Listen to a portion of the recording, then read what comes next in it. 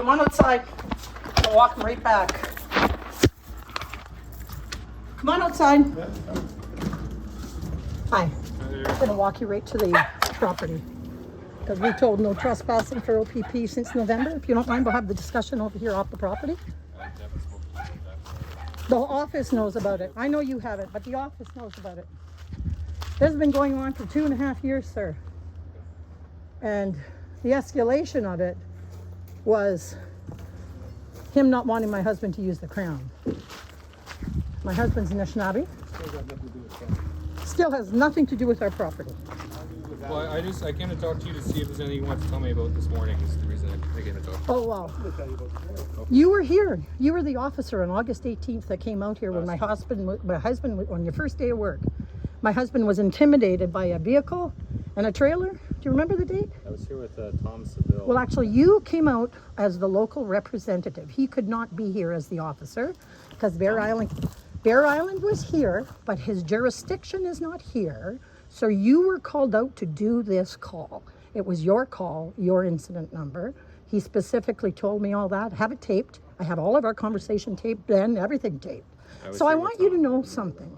When you came out here that day, this guy redirected you to a property line issue. We never had the discussion before August, the day before of that. It's because he got caught doing something over here by the MNR and had to remove a few things because he won't let my husband walk down to the water. He took over this whole area.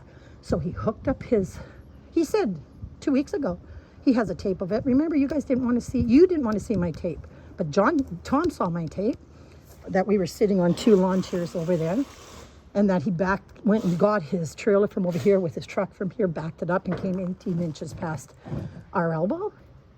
That was the conversation you and I were having that day. And it was always redirected to this.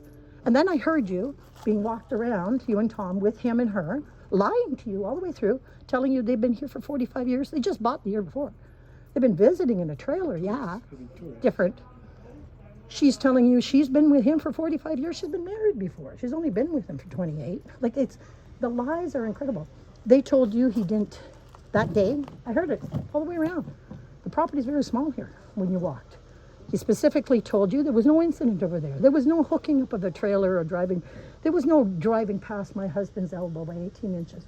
There was none of him coming out of the car angry when my husband whispered over to me and said, geez, we're going to have a smudge here. That, you said, wasn't a hate crime because it wasn't done within another crime. Well, hooking up a trailer to a truck, I found out later, is a crime, sir.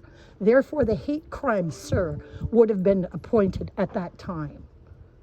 Do you understand? And that time you also told me, sir, that we can get a peace bond if we have a concern. Well, all the trouble we went through at the courthouse, they said he could sign a peace bond for you right away. And without that being part of your incident number and you changing it to be an incident between 2 property lines that have nothing to do with the location of the incident, you created a problem for us. You specifically, sir. Because now we can't even get a peace bond because we can't show intimidation. We can't show harassment. April 23rd from down on the road, he yells up to us. This was reported to police. Nothing's done. What did he yell up to you? You're going to get yours. Yeah, your fucking time is coming. Your fucking time's coming. I was standing there on that, having a cigarette on that building there, or deck, when John came out. And he looked up at John and said that. This guy's constantly threatening us. And like he said to you, and I quote, and I have it on video, your whole conversation up there. He said to you, if this keeps going, I'm going to lose it on her. Now, this is what's going to happen because I'm done.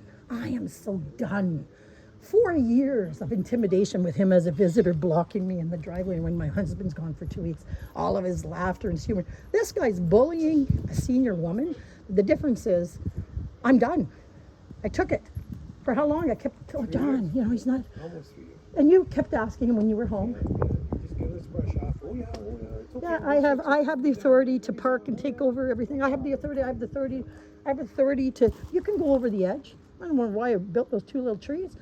He was, with all his 15 cars and trucks friends, were making me go over the edge of my property instead of using my driveway because it's inconvenient. So here you guys are. So what do you have to say about what I just said? Nothing. So you're not gonna open up your, reinvestigate your August 18th mess? No, because you've also been misinformed. I wasn't the investigating officer. It was Tom. Tom is a peace officer in the province of Ontario. He has jurisdiction in the province. Okay, I don't need to be informed. I know that you are incorrect with this. I spoke to a town councillor too, so well, we're all good. Tom was the original officer to come out. I have it on tape exactly how he came out, how he could came out, what the jurisdiction was. He wrote the report because he was asked to hold the report, and then he sent it back to you after, and I got all that too. So you guys got people in your division, I got people too. So I guess we'll just leave it. You're not going to do anything. 2 weeks ago, he stood right here in front of the building inspector, whom he doesn't know, telling him all kinds of awful things of who I am. Credibility, I know nothing about you. Yeah. Everybody says.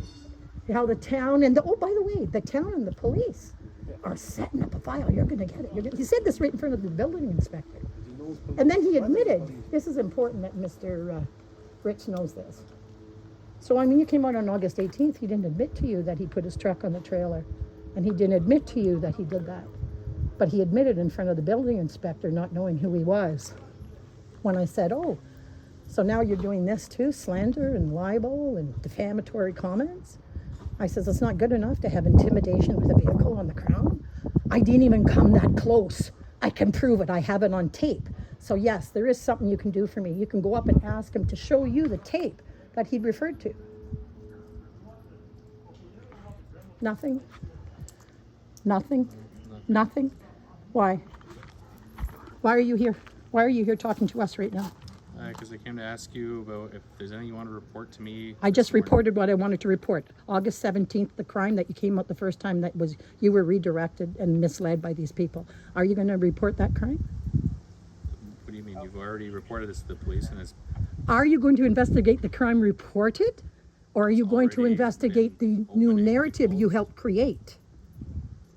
I don't know what you're talking about, man. So You just heard about the crime on August 17th when you came out. You were misled by these people and what you thought you were out here for. I called you. I called you. I called you. They didn't call you. I called. It doesn't matter if it's a year ago. According to the Ombudsman and the Human Resource Tribunal, I have a year. So I'm asking you if you would like to correct yourself and go and ask him about the tape that he says he has. my involvement here is going to be ending any second unless you have like any new criminal offenses to report to me. I do. April, I just finished telling you. Verbal threat from the road. What was the threat? The verbal threat was to John, your fucking time. He got out of his vehicle, Does stood there not like meet that. the definition of a threat according to the criminal code. Oh, okay, good. We can tell them that too. Let's go in. Oh, this is all good. Get away from this. So what is a threat, sir, according to the criminal code? Well, it has to convey a legitimate threat of bodily harm or death. That was bodily fucking harm, and that time's is the coming, death of a not creature. bodily No, it's all right, It's a vague John. utterance. Yeah, it's a vague utterance. vague Okay. utterances. Okay. So give me an example of what it would sound like if it was a real threat. Well, to give you like a broad example, maybe would be if I wanted to threaten you, I could say that I would hurt you or cave your head in with an instrument. Like there's a snow brush there. Okay. I'm going to hit you with a snow brush. That would be a threat. Okay, I have a 'Cause question it's for you. specific and detailed and can be carried out. I have a question for you. If an officer is told that the frustration of a neighbor is getting to him and the specific person says to the officer, if this continues, I'm going to lose it on her, what would the officer do? Nothing, because that's not a criminal threat. Okay, so that's not a criminal threat. Okay, so we can say we're gonna lose it on them all we want. Yeah. We can call them